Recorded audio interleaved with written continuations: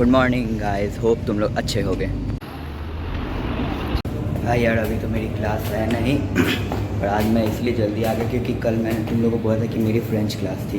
तो यार उसका पता है मुझे अटेंडेंस ही नहीं मिला। कल मैंने क्लास अटेंड की थी पर उसका मुझे अटेंडेंस ही नहीं मिला। तो अभी मैं इसलिए जल्दी आया हूँ क्योंकि मैम से मुझे बात करना है अटेंडेंस के लिए। भाई अभी मैं स्टाफ रूम गया था पर मैम तो यार अभी आई नहीं क्योंकि मैं बहुत शायद जल्दी आ गया। तो यहाँ का मैंने तुम लोग को क्लासरूम ये दिखाया। अभी देखो खाली है तो मैं तुम लोग को क्लासरूम यहाँ का दिखा देता हूँ। ये देखो ये क्लासरूम है और भाई ये देख लो ये मेरी क्लास है, अभी बंद है। भाई ऑलवेज बी पंचुअल।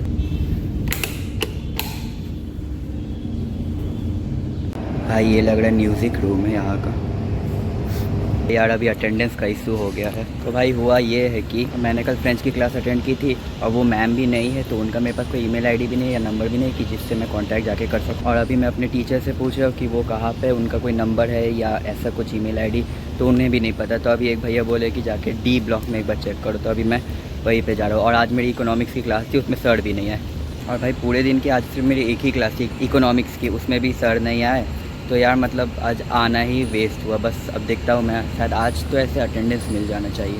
और ये आज का तो अटेंडेंस मिल जाएगा, कल का जो मेरा पेंडिंग अभी देख रहा हूँ मैं कि क्या होता है उसका। और भाई यहाँ पे अटेंडेंस भी बहुत स्ट्रिक्ट है, मतलब तुम्हें 75% अटेंडेंस रहना चाहिए। तो मतलब तुम्हें हर दिन ही लगभग कॉलेज आना पड़ेगा, बस 1-2 दिन तुम एब्सेंट कर सकते हो। और जब कॉलेज आके भी तुम्हें अटेंडेंस ना मिले तब यार सोचो क्या ही कर सकते हैं। Pineapple juice.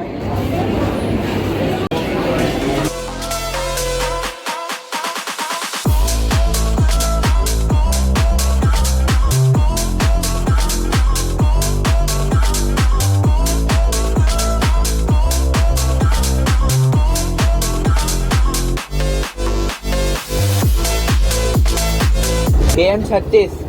भाई यार तो अभी मैं घर आ गया हूँ और ये तुम्हारे भैया तो नहीं आए क्योंकि उनकी क्लास थी अभी और मेरी क्लास जल्दी ख़त्म हो गई थी।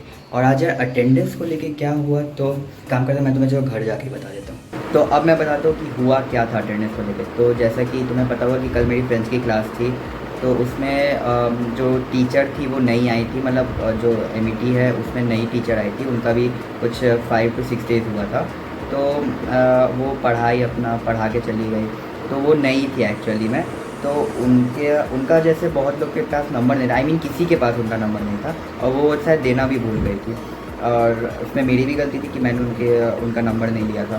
तो उसके बाद हुआ क्या कि उन्होंने लास्ट जब क्लास ख़त्म हो गई तो उन्होंने अटेंडेंस में सब स्टूडेंट्स का नाम पुकारना स्टार्ट किया। उसमें कुछ 5-6 बच्चों का नहीं था, जिसमें से एक मैं भी था, मेरा भी अटेंडेंस नहीं मतलब नाम नहीं था वहाँ पे। तो वो मैम बोले कि जिन जिन का नाम नहीं है तो वो एक पेपर में लिख के अपना नाम दे दो। तो हम लोगों ने दे दिया था। अब फिर वो मैम बोले कि ठीक है मैं जब जाऊँगी स्टाफ रूम तो अटेंडेंस तुम लोग को दे दूँगी। तो इसमें अब MET में सिस्टम क्या है कि MET का एक ऑफिशियल ऐप है तो उसमें तुम्हारा सब दिखा देता है कि तुम्हारी अटेंडेंस हुई है या नहीं हुई, प्रेजेंट हो या एब्सेंट हो, वो सब वो ऐप में दिखा देता है। तो अब क्या हुआ, अब जैसे ही मैं घर आया तो उसमें वो फ्रेंच क्लास में मेरा वहाँ पे, हाँ तो वहाँ पे मेरा प्रेजेंट की जगह एब्सेंट दिखा रहा था। तो अब क्या हुआ, तो फिर अब रात हो गई थी। तो फिर मैं जब अगले दिन आज जब कॉलेज आया तो फिर सबसे पहले मेरी क्लास कैसे 10 बजे की, पर मैं 9 बजे आ गया था क्योंकि मुझे अटेंडेंस का इशू था। तो जो हमारी टीचर है, मतलब जो कोर्स की टीचर है, तो मैं उनके पास गया। उनसे वो एक्चुअली स्टाफ रूम में थी नहीं क्योंकि मैं बहुत जल्दी आ गया था उस समय। तो उसके बाद फिर मैंने और टीचरों से पूछा कि क्या करना है, कैसे करना है। तो एक टीचर मुझे मिली, वो उन्होंने मुझे एक नंबर दिया कि फॉरेन लैंग्वेज डिपार्टमेंट में ये सर है, इनसे तुम कांटेक्ट करो, ये तुम्हारा मतलब तुम्हें सॉल्यूशन दे देंगे। तो अब क्या हुआ, तब जब मैं वो सर को कॉल किया उन्होंने मेरे से अच्छे से बात किया। पर उसके बाद वो उन्होंने बोला कि ठीक है मैं तुम्हें जो तुम्हारी टीचर है फ्रेंच की, मैं उनका नंबर दे देता हूँ तो तुम उनसे जाके बात कर लेना। तो उन्होंने इतना ही बोल के फ़ोन कट कर दिया। ओके, अब मुझे लगने लगा कि शायद नेटवर्क इशू, क्योंकि MET में बहुत नेटवर्क इशू रहता है। तो अब मुझे लगा कि नेटवर्क इशू के कारण शायद ऑटोमेटिकली कॉल कट हो गया। तो फिर जब मैंने उन्हें वापस कॉल किया तो वो बोलते हैं कि अभी तो यार 1 मिनट भी नहीं हुआ है तो तुम वापस कॉल कर दो, अब मैं नंबर नहीं दूँगा। ऐसा उन्होंने बोला था। मैं टीचर का नाम नहीं लेना चाहूँगा पर उन्होंने ये मतलब अच्छे तरीके से नहीं बोला था। उसके बाद फिर मैं अपने सीनियर भैया के पास गया, उनसे मैंने बोला कि ऐसे ऐसे इशू है अटेंडेंस का, अब मैं क्या करूँ। तो उन्होंने बोला कि उन्होंने मुझे बहुत गाइड किया, वो बोले कि यहाँ जाओ वहाँ जाओ, वो टीचर से भी बात की, वही की है। तो उसके बाद फिर उन्होंने लास्ट में बोली कि तुम डी ब्लॉक जाओ, एमईटी में डी ब्लॉक है, तो वहाँ पे तुम्हारा अटेंडेंस का इशू सब सॉल्व हो जाएगा। मैं डी ब्लॉक गया, वहाँ पे जैसे मैं स्टाफ रूम के अंदर घुसा तो एक टीचर थी, तो उन्होंने मतलब मैंने उन्हें अपना इशू बताया, तो वो मतलब मुझे जो मेरी फ़्रेंच टीचर थी उनका मुझे ईमेल दे दिया उन्होंने। तो फिर उसके बाद मैंने फ़्रेंच वाली मैम को ईमेल लिखा, उनका रिप्लाई भी आ गया, और फिर तब जाके मुझे आज फाइनली अटेंडेंस मिला। मैं तो मतलब सोचो, आज मेरी बस एक ही क्लास थी लगभग 1 घंटे की, तो उसमें भी यार मैं क्या बोलूँ, उसमें भी टीचर आया ही नहीं था। फिर आज मैं लगभग 1 घंटे की क्लास थी, पर आज मैं सुबह 9 बजे गया और अभी मैं 1 बजे आ रहा हूँ कॉलेज से।